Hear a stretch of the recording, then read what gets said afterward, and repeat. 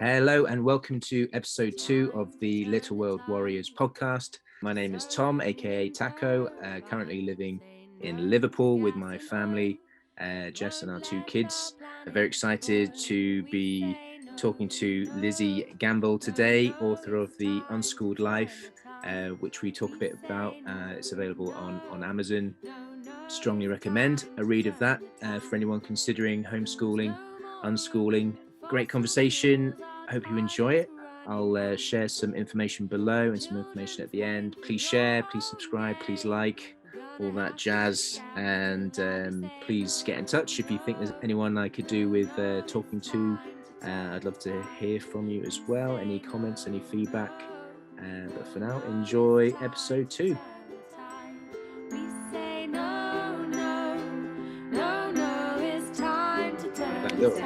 Yeah, I had to consent. There you go, consented. Right. Welcome, Lizi, to the Little World Warriors podcast, episode 2. I just want to big up to Elle from the Pachamama portal, who was in episode 1 and connected me with your good self. Elle's got her Pachamama portal Telegram channel, so if you're on Telegram, check it out. Lizi, how are you? How are you today? I'm very good this morning. Thank you so much for inviting me to come and talk about one of my favourite subjects. I'm very excited to chat to you, and I think it's great what you're doing, and I just love the fact that more home educating information is getting out there. So yeah, brilliant. Yeah, thank you. Yeah, I've read your book, The Unschooled Life. I loved it. I loved the it was just so open and personal. You kind of just sort of bared all, and I think I sort of read it, in a couple of days. It was just so easy to read, and just really a great mix of kind of personal experience and the challenges and what you've learned, how you've grown, but a lot of great wisdom in there, and links and references as well. So yeah, thank you so much for sharing, creating that book. It was my absolute pleasure. Thank you so much for those kind words. I mean, I feel that I've learned so much since writing that book as well. Like, my life is just constantly changing and evolving with the children. But yeah, the Unschooled Life is still very much what I'm doing and loving, and just continuing to flow in that. But thank you. Yeah, I made it open and to bear all, because I think it just has to be like that. When you're an unschooler, life is like that anyway. There's no hiding, it's all out front, and this is what we're doing. So thank you for those kind words. Yeah, no, it was amazing. And for anyone listening who doesn't know, hasn't heard the term unschooling before, could you give your definition of an unschooler? Yeah, sure. I mean, I'm very much sit in the camp of unlabeling things. So it always puts me in an uneasy position to try and label me and what I do. And the way I personally look at unschooling is literally no schooling. So personally, we don't sit down and do school ever.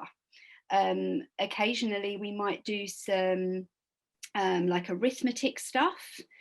We might sit down and do some reading, but it wouldn't look like school. So for me, unschooling is quite a subtle way of educating not only my kids but myself.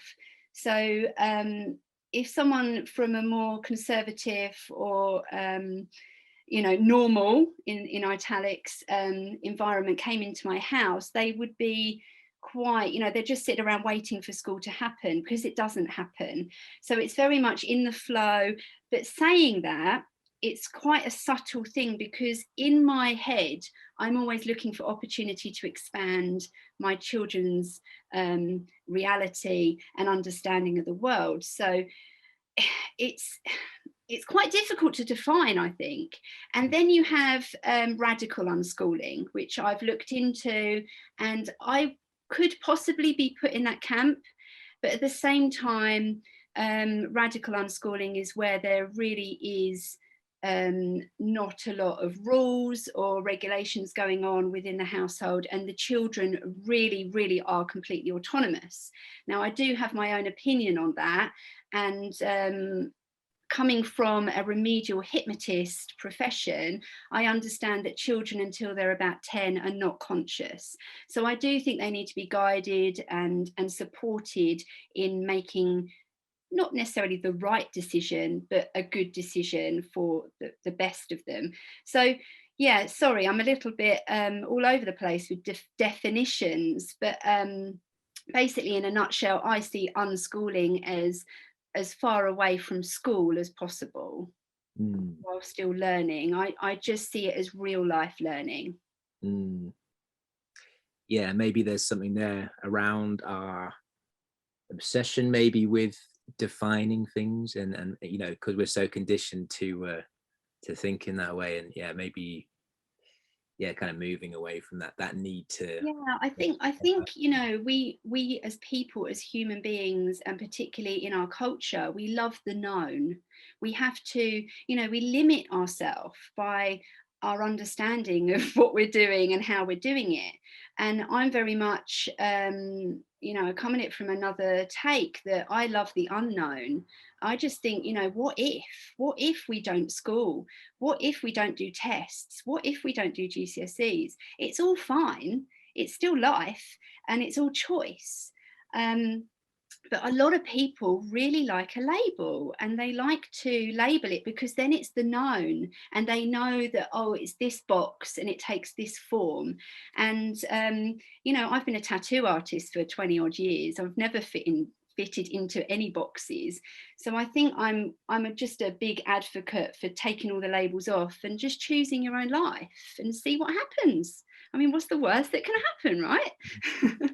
Yeah, exactly. Yeah, because I suppose one of the fears parents maybe have around home educating is that it's going to stop them in future life from doing certain things, like going to university, or I don't know, getting certain jobs. So yeah, just to tell you a bit about my situation. So I'm a father of two. I've got a four-year-old boy and a two and a half-year-old daughter. So Kai was, yeah, we did put him down for a school actually. Start of September. He didn't get a place because we're kind of a bit far away. We had a few friends sending their kids there, so there was kind of a nice idea that they'd all kind of grow up together. But I remember when we found out he didn't get a place, there was like a sense of relief there, because I think my heart wasn't fully in it, and we were already considering homeschooling, and four it just seems so young to kind of throw them into that environment. You know, he is in nursery currently, but you know, that's very much, you know, play led, and a very different situation. It was quite shocking to me actually, the transition from nursery. Both mine went to nursery and absolutely loved it. It was a real big open plan, kind of, you can go outside whenever you want kind of nursery. And actually it had a whole room that was full of sand, which I just thought was amazing. And I did all murals on the wall for them, like at the beach. And then when we went to school, it was so different. Like, literally overnight, it was like, okay, now there's a barrier that went up, for one. I mean, I was allowed in for the first day, I think, to sort of check. But in nursery, it's very like encouraged that, you know, they tell you what their day's been like and how much they've eaten, and, you know, whether they fell over, and who they've been playing with. And then at school, it's like, oh, bye. And you're not allowed in either. That really actually did affect me quite emotionally. Because Rufus was, he was one of the eldest, so he was 4.5. And I look back on it now and I just think, what the hell was I thinking? But I was programmed. I was programmed to think that was the only option. And it really is quite mad to look back in hindsight. I mean, Rufus is 12 now. That was a long time ago. And I just, I look back at myself and I think, you know, I was an open-minded person, and yet I did not question the system. I thought it was the only way. So good on you for doing your research and, you know, thinking out the box from the get-go, because I call people who I find out who've been home ed from the beginning, just those special people, because God, it really takes some insight to think out the box when your kids are that young. So well done. I mean, big up you. Yeah, amazing.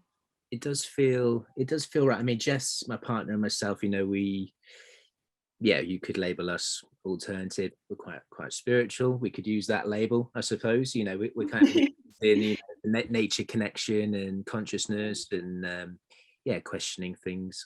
We found out recently that we're going to be moving. So we're currently in Liverpool, and this house got presented to us in the Lake District, which it was all like Wow. synchronous and amazing kind of converted yurt in the woods and Oh, incredible. I mean there'll be some challenges there, but I think with Yeah. the kids being the age that they are, it just seemed like the right time to at least try that way of living, and if it doesn't work out, then at least we tried, or we can try. Exactly. Like, what have you got to lose? I've just got back from the lake, so I've been hiking up there for 3 days with my dad, and it's just incredible, the expansiveness and the air and that what I always think about when doing things with kids when they are that particularly young, is that's going to make them who they're going to become.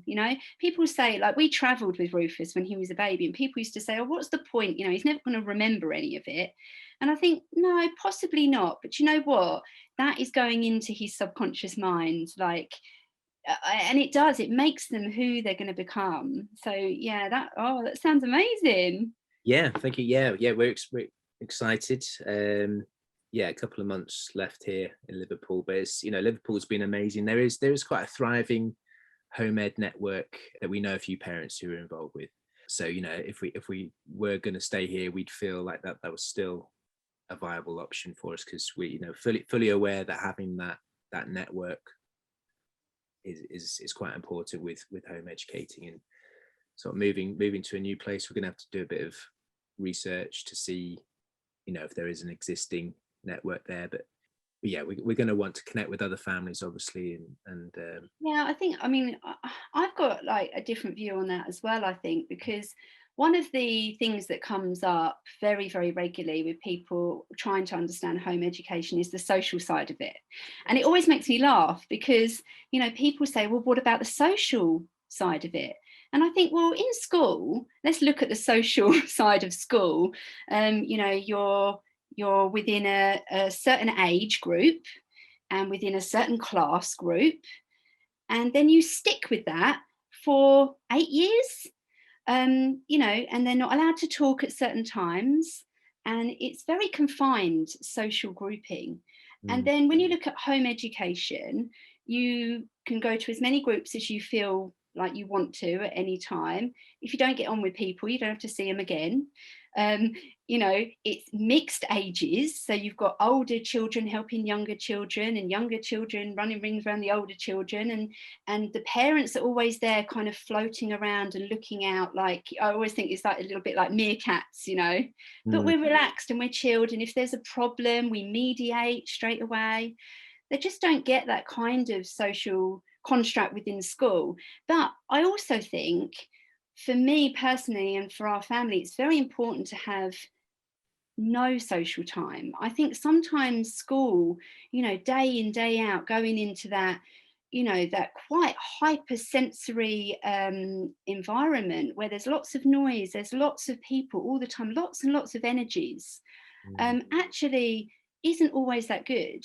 And for sometimes, me and the boys haven't been to groups for months, and we've just been at home or we've been out in nature, just 3 of us, and it's been great for us. So I think it's understanding what your needs are personally as well. And I think we're not always extrovert, are we? Sometimes in our life, particularly when you've got the hormones coming through as well, they don't want to be around a load of people. They just want to feel safe and secure with their parents. And I think with home educating, you can be more attuned to cycles and to development patterns. And I just know sometimes I would just not want to be social. So I think for me, home education is really you're responsible for your attachment and your attunement to your own life. And that's what I want my boys to learn as well. I want them to recognize how they're feeling emotionally and then put themselves into situations that fit that. Rather than having to go in every day. You know, it's such a slog, isn't it? And I don't want them to be like that in the workplace either. And I always come back to the system. I am a bit of a system basher. And I just think we get so much wrong, and it's not for our emotional well-being, you know. I have clients when I do my remedial hypnosis work who sit on the chair opposite me, and they're in their 40s and they're broken.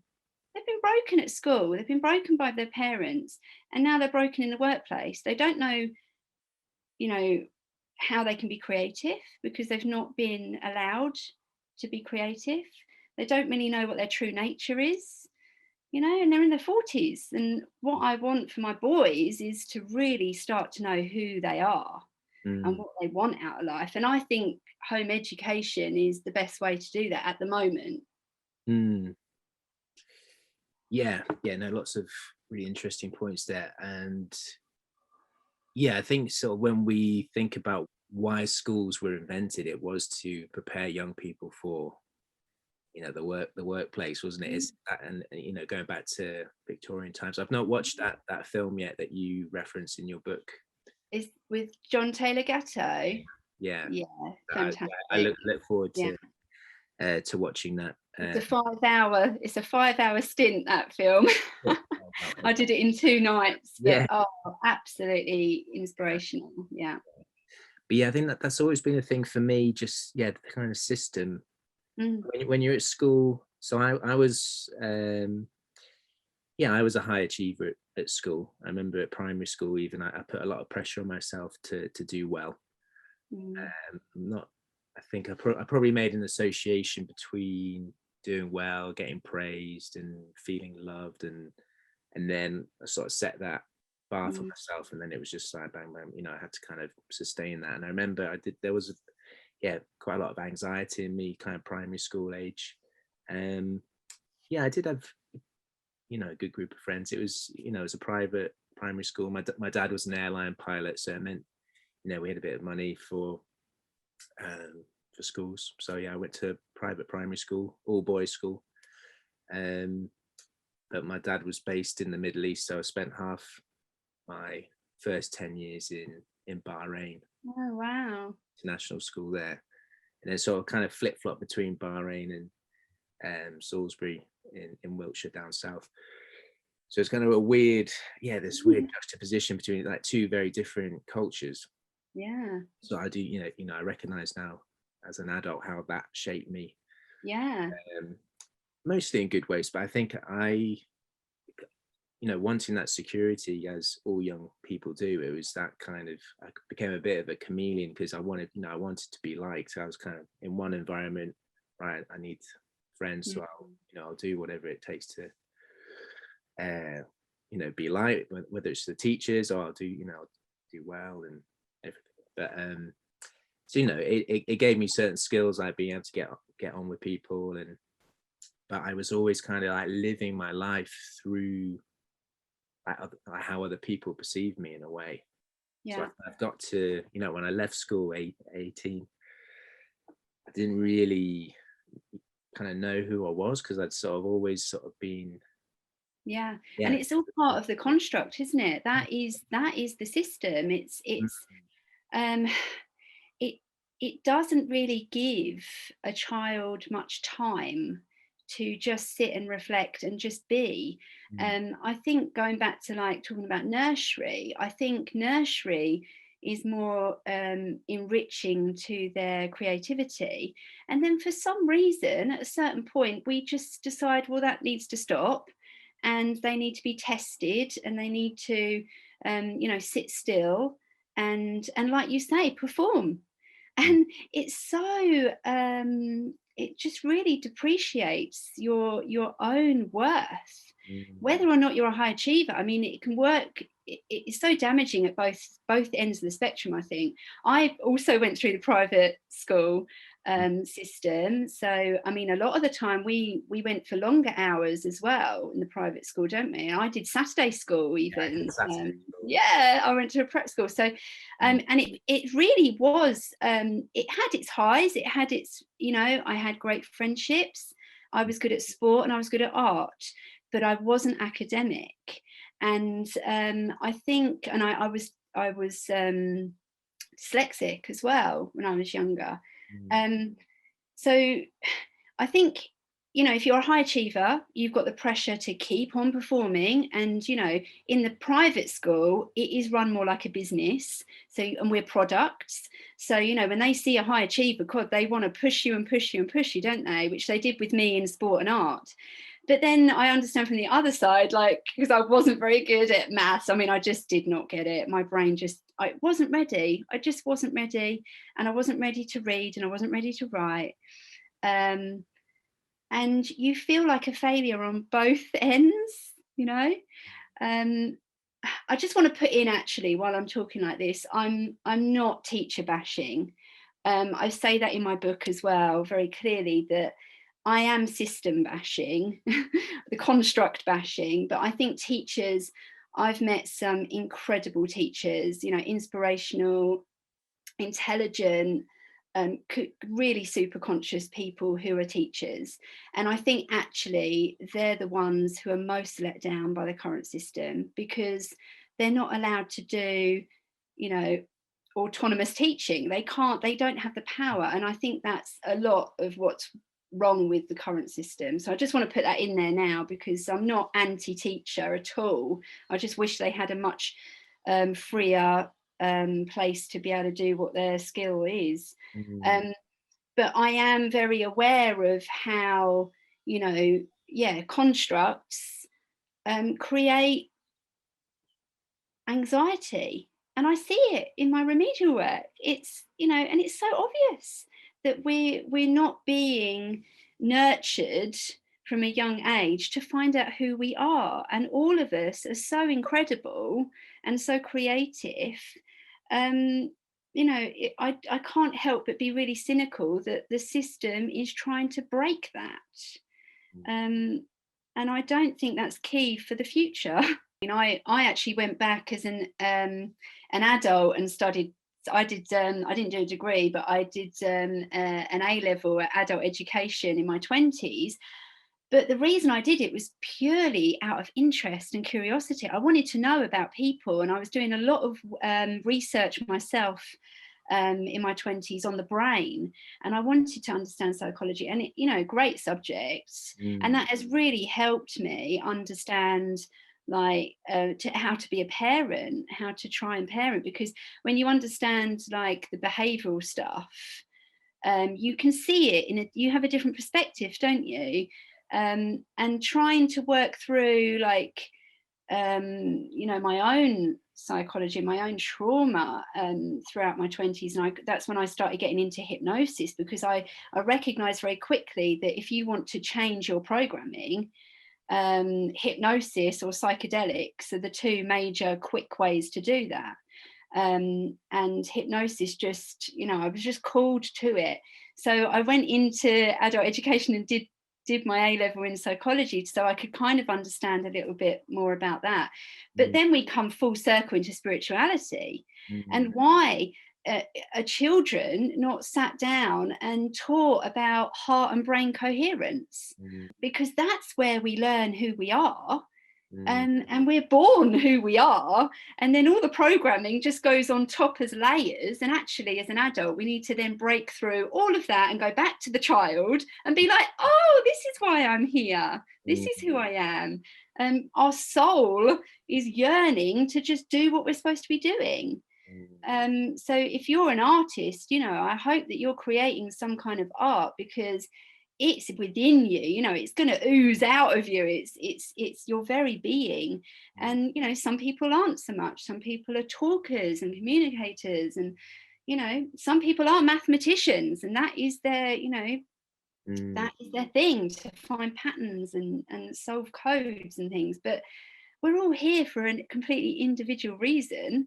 So why are we trying to cram ourselves into this box. Just makes no sense to me. I'm so far gone now, as you can hear.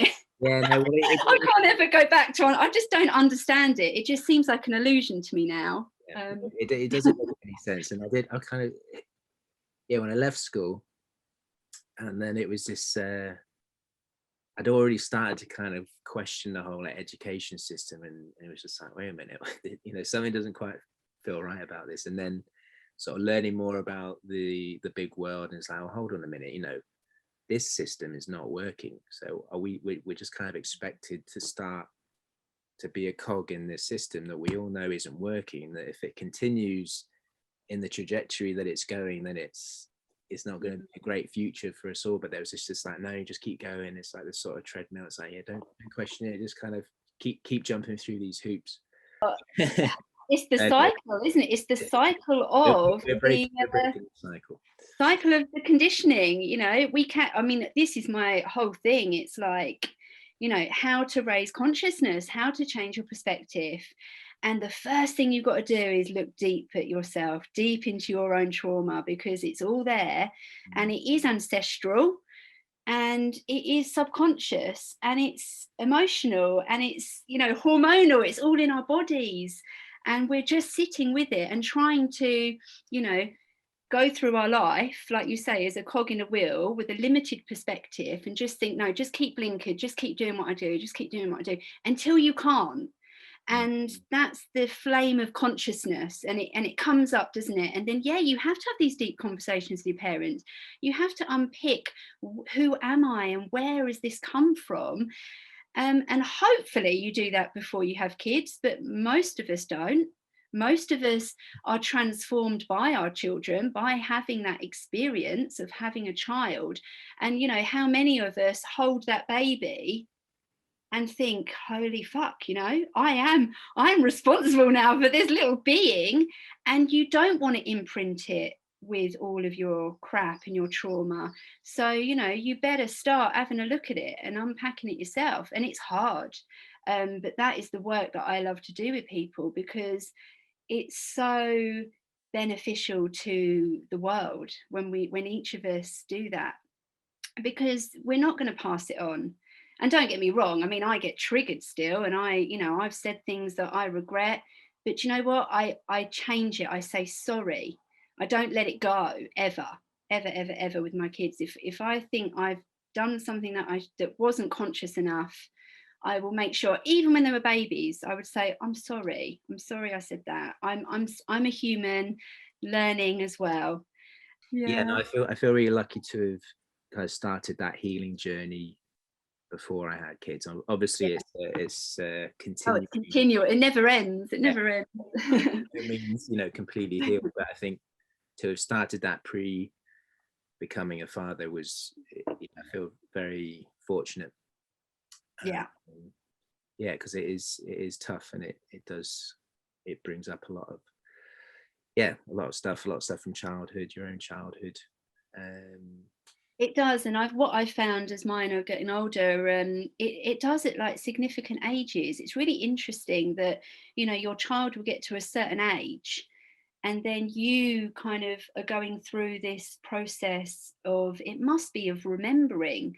And I've been triggered quite a few times emotionally just by my child getting to a certain age or developing a certain viewpoint on something, and it triggers our own brain to think, and then I'm like, okay, sit down, do some self-hypnosis work and work through. I mean, my boys have taught me so much. I just, I can't thank them enough. And I think that's how it's meant to be.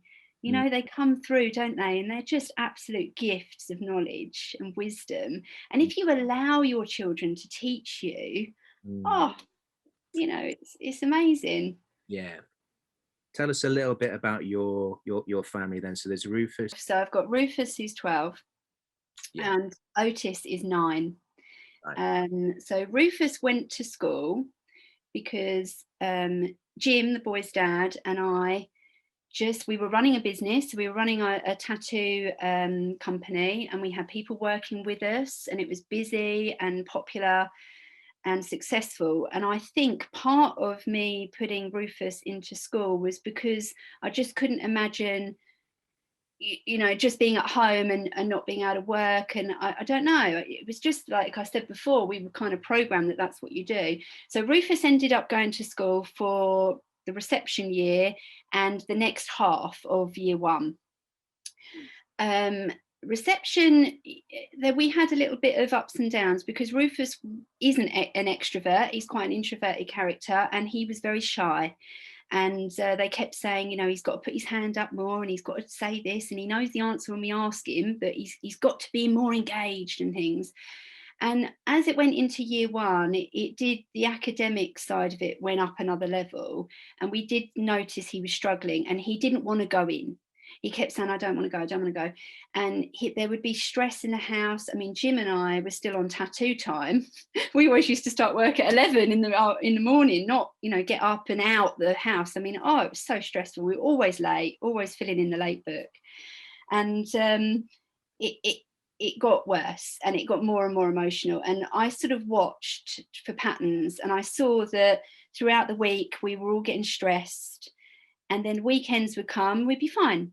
And then the holidays would come and absolutely fine. And then you would feel this level of dread coming, you know, on the last day and getting the uniform stuff.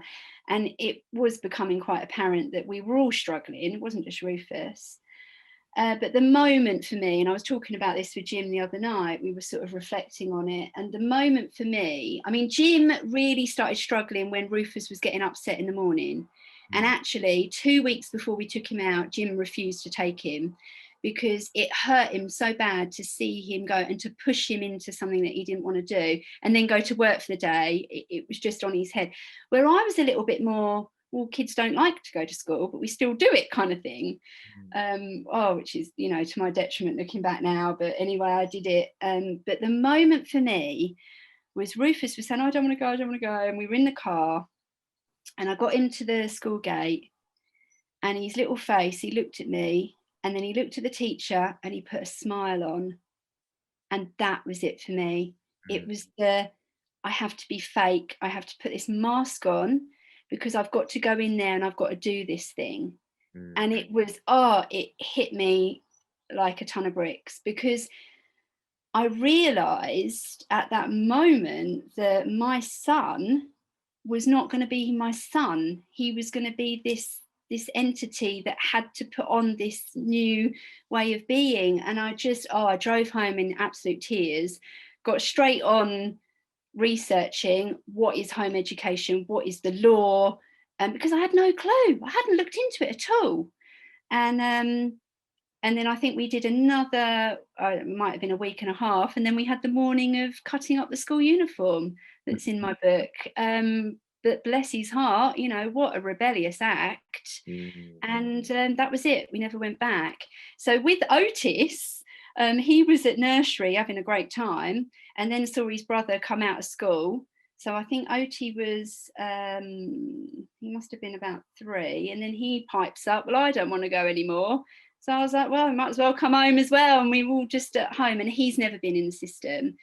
I think for Otis, he's never wanted to. I do ask intermittently, would you like to? And he's always adamant no. But Otis is a very different character. He's very spirited, very, very outspoken. I think they would slap so many labels on him the moment he went in. And then you have a choice, don't you? Do you live up to those labels, or do you become the naughty boy and, you know, or whatever? So I just thought, no, I'm not even going to go there with him. And we've never looked back. And he's, like I say, he's 9. He's taught himself to read. I didn't do the whole phonics thing with Otis. I learned from Rufus what a ball ache it was. He just started reading. It's amazing. It's incredible when you allow learning to take place, how it just blossoms. So he's taught himself to read. They're both great at sort of understanding number anyway, but we do it through real life. So we've had loads of work done on the house, and I've allowed them to understand the measurements and understand area, and we do cooking to understand, you know, it's just, you know, we just become immersed in living. Yeah. And they're wise, they know stuff, but I wouldn't test them. Mm. Yeah, I mean, it's such an incredible journey, and it's I'm what, 4 years in to parenthood, and it's it's gone so quick, and each stage is so different. And Yeah, I can imagine, I mean, yeah, your oldest is 12, it won't be long till he's 16, 18, and then I know. it's such a relatively short period of our lives as parents, as adults. And but I guess it's not, I suppose, if parents have got careers that they're very dedicated to, and it's just not possible for them to home educate, then that's a different situation. But I suppose for those of us that career is not the be all and end all, or we have work that we can be flexible with, and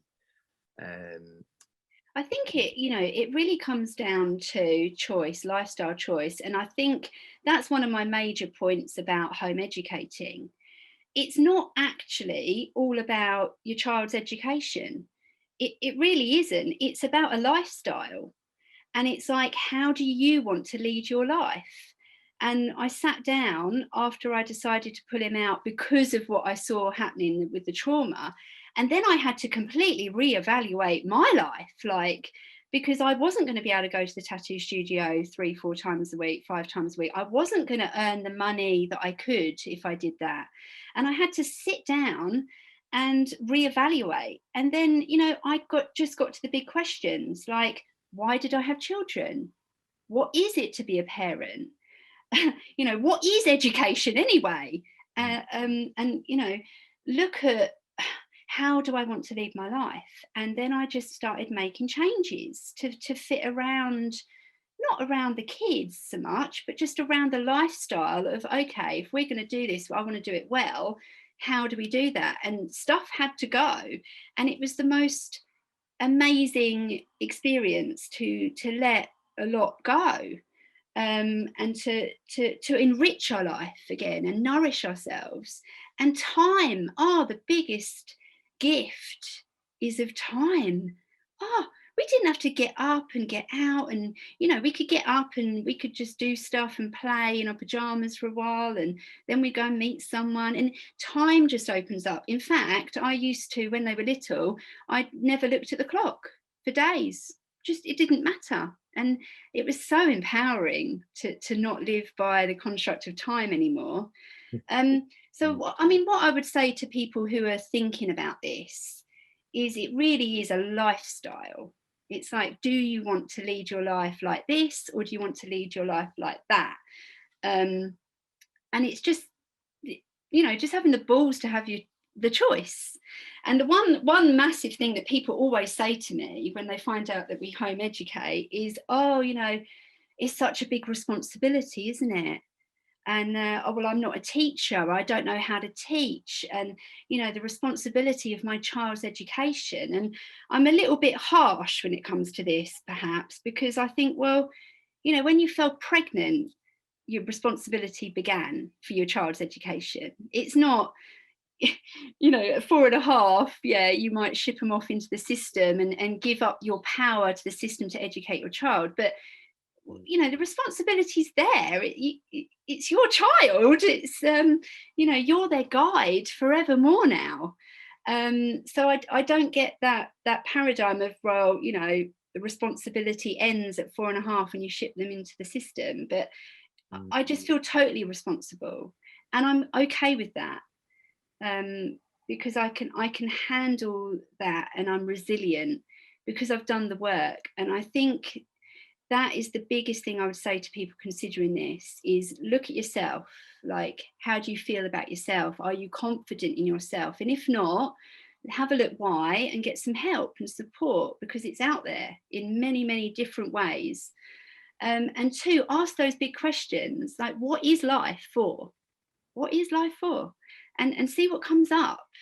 Because if we're so limited that it's supposed to be this, that, and the other, and it really can be anything you want it to be. Like, you can go and live in the Lake District in a year. Why the hell not? It would be so amazing to do that. You could just live out of a van for 3 years and travel around. Why not? Why do we have to have this construct of house and marriage and children? And, why can't you build an extended family of many different adults that help you educate your child? Why not? I think the two words that come to mind is creativity and empowerment. Two things that generally people have some kind of block around. I think a lot of people, maybe they were told at school, that they weren't creative, or maybe their parents said they weren't creative, or they've just never thought of themselves as creative, or they weren't good at art, they weren't good at music. But I think creativity is definitely the key, and I really got a sense of that from your book, just how creative you and Jim are, not just because of what you do professionally, but your kind of outlook on life. And I think it's that creating a reality, isn't it? And that's what we want. I think in our current society we have a very, very, very limited belief around creativity. I mean, I believe every human being is a creator.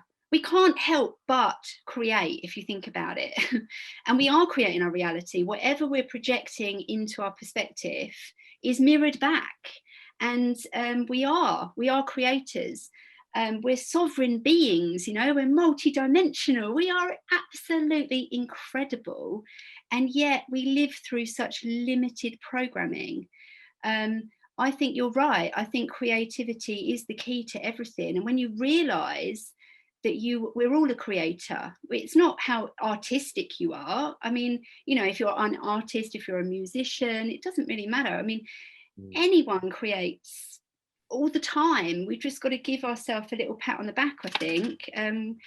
We're so down on ourselves. We're so meant to be achieving, and empowerment comes from understanding your personal sovereignty. And when you can step into that power, it all just falls away. And you just see things in a different perspective. And you know what? Kids know this. You look at the average 2-year-old, oh my God, are they in their power, aren't they? If they don't want to do something, God, you have the wrath of a 2-year-old.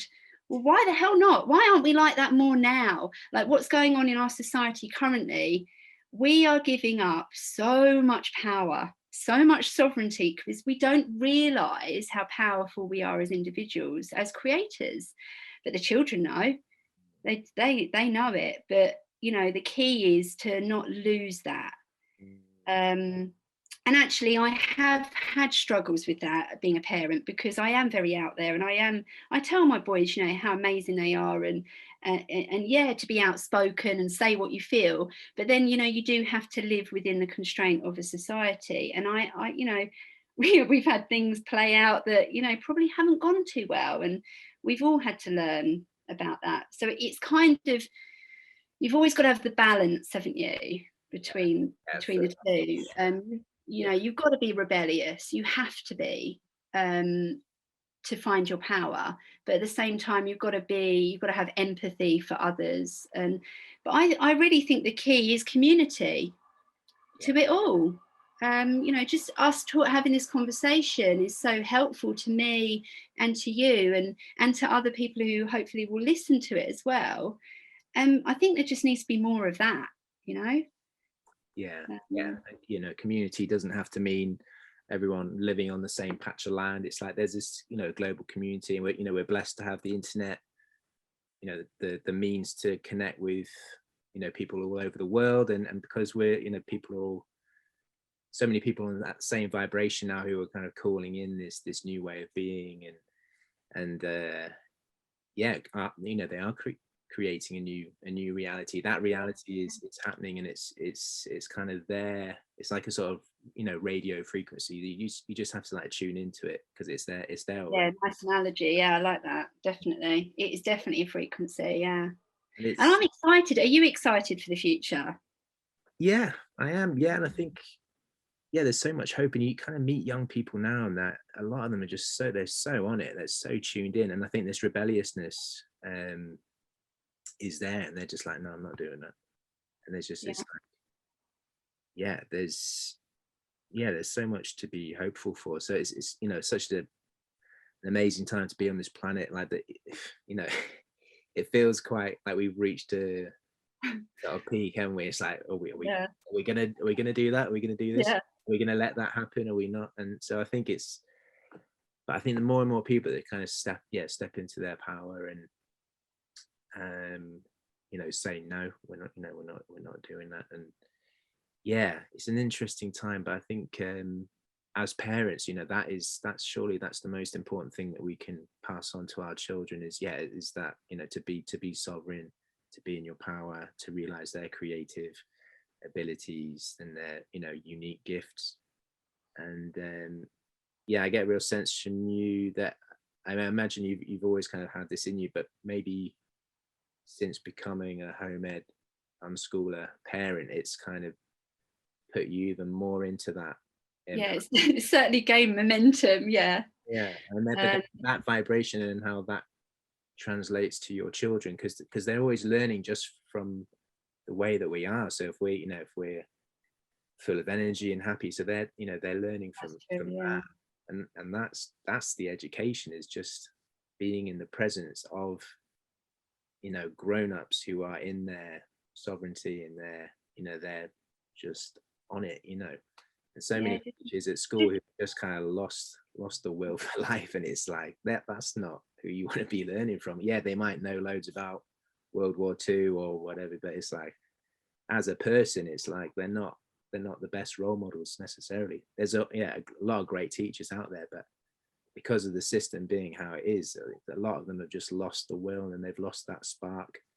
And so many amazing people go into teaching with the best intentions, but then they're just crushed. It's like, do this report, do that. Yeah, it really is sad. It really, it hits me in the heart that, because I imagine, I put myself in their shoes, and they've done all their own education, haven't they, to go back into education, and then they just can't do what they want to do. But what I think is, why aren't they standing up? Like, why aren't they saying, we're not going to do this anymore? Why isn't there a new type of school rising up? And I mean, maybe maybe it will.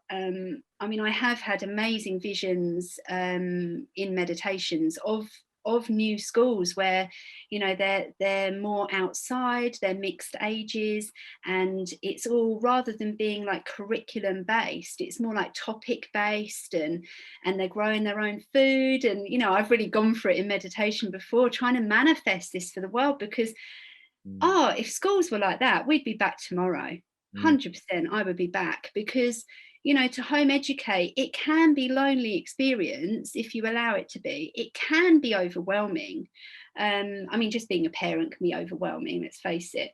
But if there was some kind of school, I mean, maybe they wouldn't even be called schools, actually. I don't know what they'd be called. The place that we could go in a community that was fluid and flowing with life, like you say, and putting out that amazing high frequency, I would be there tomorrow, 100%. And my boys would love it. And let's hope for the future as we turn this corner. Like you say, we're in this weird duality right now that's playing out, but hopefully that's coming. Hopefully the teachers will rise up as well and realise their skill and their sovereignty that they've got to give the world. And let's see. But I am excited. I do feel a lot of positivity. I think there's a lot of trauma playing out. We've got a collective shadow that we're going through. But I am always positive for the future. Yeah, the future that our children are gonna inherit. I mean, technology wise, it's just you can't even imagine what the world's going to be like. And I read there's a quote here.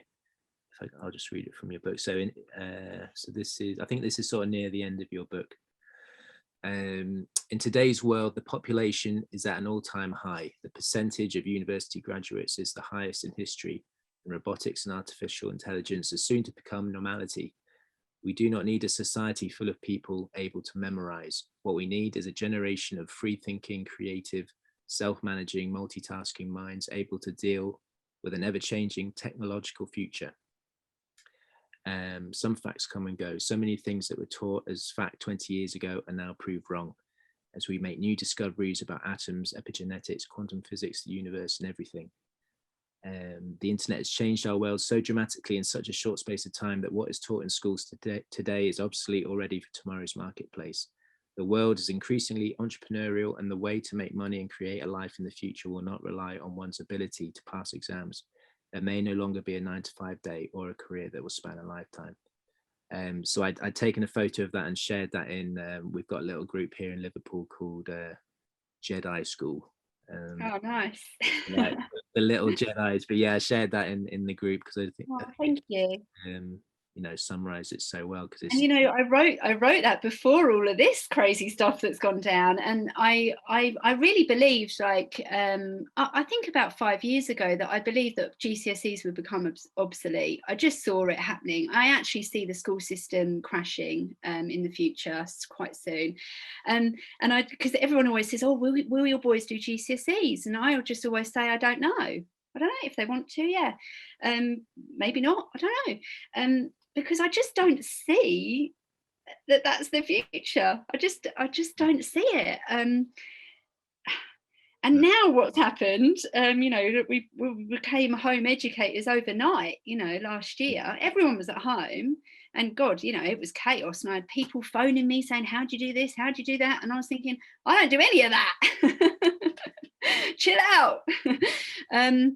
And that was a very interesting time for me. And I did a couple of editorials for some magazines, actually, some alternative magazines, because on that subject of, you know, we just don't, that's not what we do.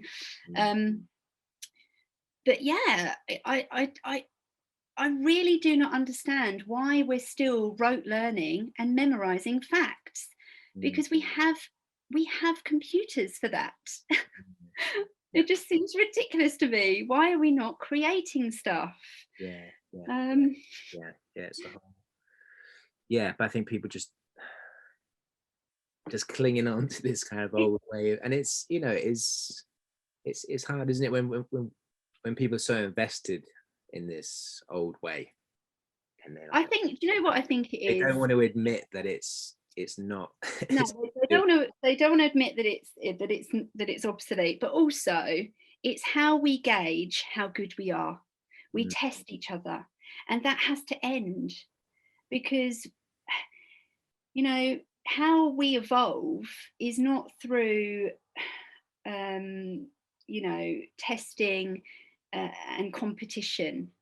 That's, you know, Darwinism, to get on that, and it's not right. It's community.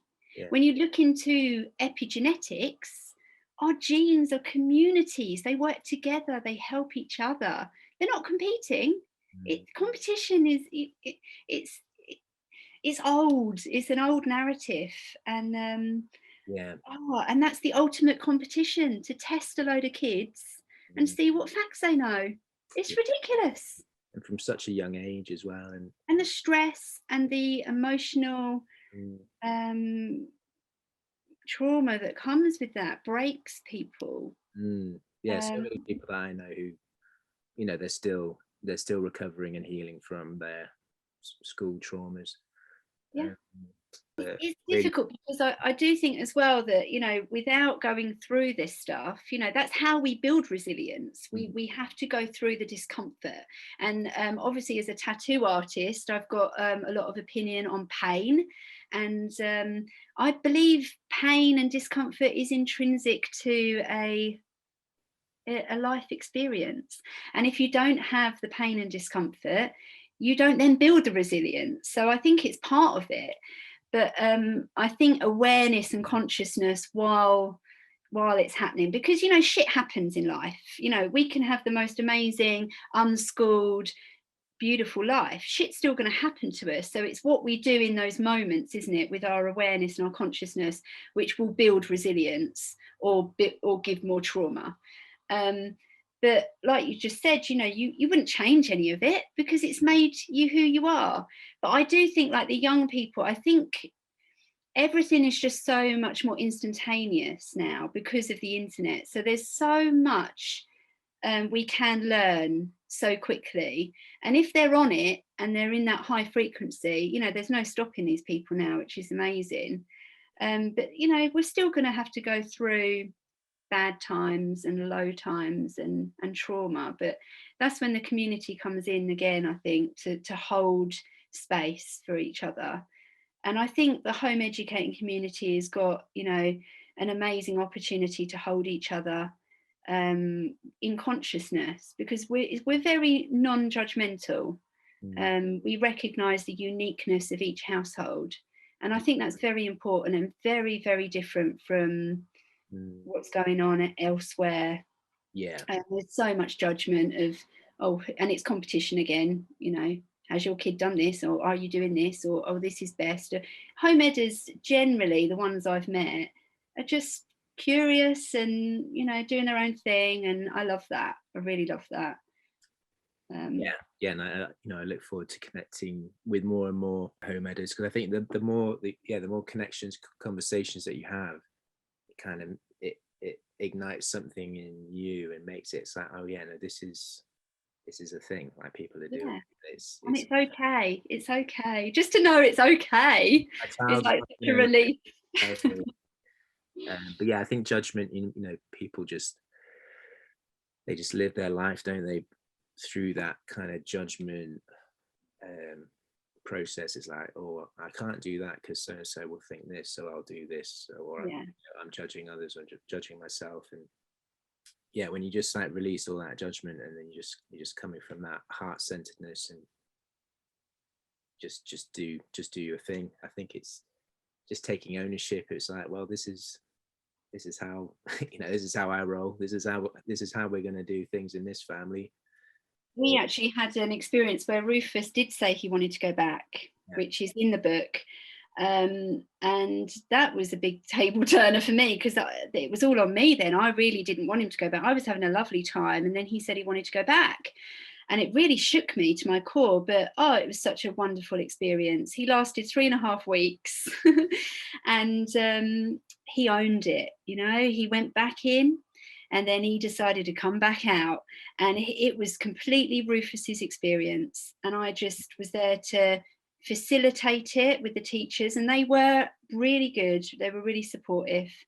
And when he made the decision he was coming back out, he wrote them a letter of thanks, of gratitude for helping and being kind to him, and I took that down for him, and it was like, oh, done. But it was just incredible. It had to happen because he had to go back and own it for himself, and it was a brilliant experience. But the one thing I would say about with children is I believe they have to know that they have autonomy in their life. So as parents, I think, we are creating where they're living and how they're living and what they're eating, especially when they're little. But, to have choice on everything creates autonomy, and they understand their own responsibility of their life, I think. So I've always tried to just give them options, even silly options, where for dinner I will say, well, you can have this, this and this, we'll all choose together. Or even pens, what colour pens you want, you take it all the way down to basics, because every time you give a child a choice, they're building autonomy and they're understanding that they are their own catalyst, of their own life. And I think that's the most important thing. So I sometimes say, do you want to go to school? Do you want to try this? Or I just ask them, where do you want to go on holiday? What do you want to do? All the time. Sometimes as they're getting older and they're getting more and more teenagery now in my house, there's more resistance, and I just have to change my tack, but they still get choices all the time. And I think that's really important, because no one really wants to just be completely told what to do. It's been amazing to chat to you, Lizzie, and I'm sure there'll be other things that I want to ask you along the way, but thank you very much for agreeing to connect and to share and to talk, and thanks again for writing your book and pouring yourself into those pages, and that's available on Amazon, isn't it? So it is on Amazon, yeah. It's actually just been updated because of what's happened in the last couple of years. I really felt that it needed a new introduction. So I've worked on a new intro. So it's more, I chat about, what's happened in 2020 and how that impacted home education. So yeah, and we've got a new cover as well, excitingly. So we've updated the cover. So yeah, it's available on Amazon as an ebook, as a paperback, and you get the little drawings in the paperback. And actually next week I'm going to a recording studio and I'm going to record the audio, which I'm really excited about. So it will be an audio book soon as well, because quite a lot of people have asked me for that. So they can be in the car listening to it, etc., which I know what it's like as a parent. You never get much time to sit and read. So yeah, that's coming up. Wow, amazing. Yeah. Oh, great. Thank you so much. It's been great. I've enjoyed it every second. Thank you. The best way for people to connect with you, if they want to connect with you? Probably through Instagram right now. I'm on Instagram, and Find Your True Nature is my Instagram handle. I'm sure you can find me if you put my name in as well. I do have an Unschooled Life Instagram as well. And I'm doing, I do my remedial hypnosis work through Zoom at the moment. So I offer sessions. And if you're a home educator, I do offer a discount on my normal fee, because I just want to help. I know that a lot of trauma comes up, and hypnosis is one fast way at getting rid of all of that. So yeah, please get in contact with me. Thank you. Enjoy the rest of your day and rest of your home ed journey, and look forward to connecting again in the future. Thank you so much. We won't let our planet boil. We say no. And there we have it, episode 2 of the Little World Warriors podcast. Thank you so much for listening. Please click subscribe if you haven't already. If you're listening to this on YouTube, share with anyone that you think might benefit from hearing this conversation. Thanks so much to Lizi for chatting with me, and to Elle from episode 1 for making that connection. Very much appreciated. If you're listening to this and would like to have a chat, come on the show, that'd be great. Or if you can think of anyone I could do a talk to, that would also be amazing. Any comments, feedback, please message me or comment below. And stay tuned for more conversations with people such as Lizi and Elle about how we can work together to best prepare our young people for the future. Thanks again for listening, and see you next time. What about your children?